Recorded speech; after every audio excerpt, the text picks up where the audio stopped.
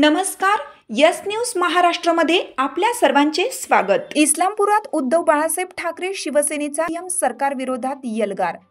वाळवा तालुक्यातील इस्लामपूर येथील तहसील परिसरात उद्धव बाळासाहेब ठाकरे सांगली जिल्हा शिवसेनेच्या वतीनं उपजिल्हाप्रमुख शकील सय्यद यांच्या नेतृत्वाखाली सरकार विरोधात घोषणाबाजी करत जोरदार निदर्शने करण्यात आली. ईव्हीएम सरकारचा धिक्कार असो, शेतकऱ्यांची थट्टा करणाऱ्या कृषीमंत्री माणिकराव कोकाटेंचा धिक्कार असो, लाडक्या बहिणींचा अवमान करणाऱ्या मस्तवाल भाजप सरकारचा धिक्कार असो, गॅस दरवाढ रद्द झालीच पाहिजे अशा घोषणांनी तहसील परिसर दणाणून सोडला. यावेळी शकील सय्यद बोलताना म्हणाले, ईव्हीएम सरकार स्थापन होऊन जवळपास 100 दिवस उलटले आहेत, परंतु या सरकारने निवडणुकीपूर्वी जनतेला जी आश्वासने दिली होती ती पूर्ण करण्यात हे सरकार अपयशी ठरलं आहे. ते म्हणाले, महागाई कमी करू. आज महागाईवर सुद्धा बोलायला तयार नाहीत. महागाई गगनाला भिडली आहे. आंतरराष्ट्रीय बाजारात तेलाच्या किमती कमी झाल्या आहेत. गॅसचे, पेट्रोल, डिझेलचे दर कमी होणं गरजेचं असताना या सरकारने घरगुती गॅस सिलेंडर 50 रुपयांनी महाग करून लाडक्या बहिणीला भेट देऊन तिचा अवमानच केला आहे. आपल्या वाळवा तालुक्याला क्रांतिसिंह नाना पाटील, क्रांतीवीर नागनाथांना नायकवडी यांचा वारसा आहे. छत्रपती शिवाजी महाराजांच्या विचारांनी प्रेरित वाळवा तालुका आहे. जात धर्मापलीकडे जाऊन वज्रमुठ आवळू आणि गो बॅक भाजपचा लढा उभा करून संपूर्ण महाराष्ट्र व देशात ईव्हीएम सरकार विरोधात यल्गार पुकारू असं आवाहन करताच शिवसैनिकांनी उद्धव बाळासाहेब ठाकरे शिवसेनेचा विजय असो अशा घोषणा देण्यात आल्या. यावेळी प्रमुख उपस्थितीत तात्यासाहेब बामणे, अशोक चव्हाण, रामराव थोरात, जमीर नालबंद, रशीद डाके, दीपक कळसे, अरुण कुपाडे, इक्बाल वायकर, सुरेल अन्सारी, सिकंदर शेख, नितीन धुमाळे, भाऊ माने, विकास पिसाळ आदी शिवसैनिक मोठ्या संख्येने उपस्थित होते. यस न्यूज महाराष्ट्रासाठी राजेश कांबळे. सातत्यानं भारतीय जनता पार्टी या ठिकाणी या जनतेची दिशाभूल करत आहे.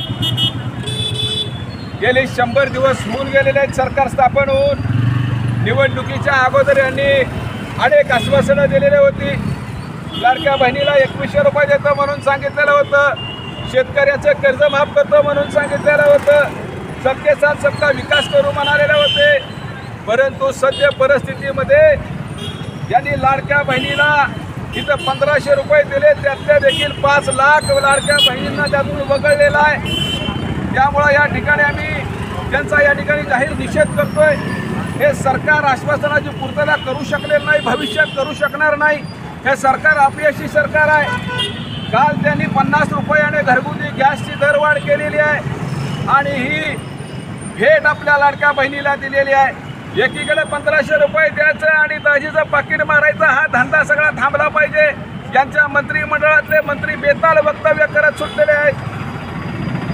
या ठिकाणी कृषी मंत्र्यांनी जे शेतकऱ्यांच्या विषयी वाक्य वापरलेले आहेत ते म्हणाले की जर शेतकऱ्यांचं कर्ज आम्ही माफ केलं तर शेतकरी म्हणे हा पैसा सगळा लग्नामध्ये, लग्न समारंभामध्ये आणि साखरपुड्यामध्ये वापरतात. आपल्या या शेतकऱ्यांची चेष्टा करणाऱ्या, बेताल वक्तव्य करणाऱ्या माणिक कोकाटेचा या ठिकाणी उद्धव बाळासाहेब ठाकरे शिवसेनेच्या वतीनं आम्ही या ठिकाणी जाहीर निषेध केलेला आहे. काय अवस्था आहे आज देशाची. आज देशामध्ये एखाद्या समाजाला टार्गेट करायचं, त्याला तणावग्रस्त करायचं, वक्फ बोर्डचं बिल पास करायचं.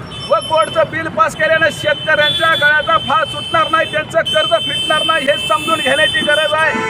आज 25 लाख शेतकऱ्यांना या महाराष्ट्रामध्ये 101चं नोटीस देऊन त्यांच्या गळ्याभोवती फास आवळण्याचा प्रयत्न या नालायक सरकारनं केलेला आहे. त्याचा निषेध आज आम्ही या ठिकाणी करतोय. ची जनता काय या ठिकाणी गप्प आहे. आमच्या जनतेने सुद्धा रस्त्यावर उतरण्याची वेळ आलेला आहे. बाबांनो, शिवसैनिक म्हणून मी कळकळीची विनंती करतोय की भारतीय जनता पार्टीला जोपर्यंत तुम्ही हकलणार नाही, हातपार करणार नाही, तोपर्यंत या देशामध्ये लोकशाही नांदू शकत नाही. आणि म्हणून तुम्हाला आव्हान करतो या माध्यमातून की जनतेने रस्त्यावर उतरावं. भारतीय जनता पार्टी चले जाओ, भारतीय जनता पार्टी चले जाओ घोषणा तुम्हाला द्यावी लागतील. भारतीय जनता पार्टीला हद्दपार करणं हे एकमेव आपल्याकडे उपाय आहे.